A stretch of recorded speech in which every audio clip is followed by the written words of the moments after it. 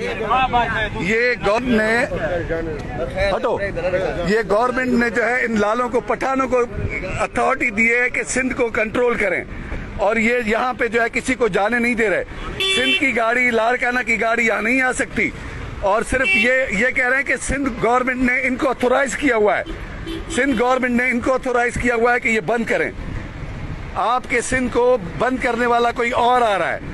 लानत है ऐसी गवर्नमेंट पे, लानत है ऐसी गवर्नमेंट पे कि इस तरह के काम हो रहे हैं। यहाँ से लाड़काना की गाड़ी नहीं निकल सकती, इस्लामाबाद की गाड़ी निकल सकती है, पेशावर की गाड़ी निकल सकती है, सवात की गाड़ी निकल सकती है, और गाड़ियां नहीं निकल सकती। इसको बंद किया हुआ है ट्रैफिक के लिए। जो लेडीज आ रही है उनको भी नहीं छोड़ रहे।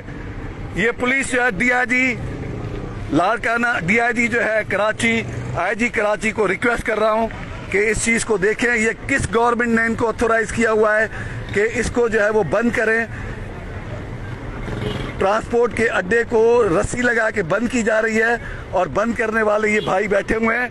और मैं डीआईजी, आईजी साहब को रिक्वेस्ट करूंगा कि वो आएं और आके देखें कि ये कौन बंद कर रहा है।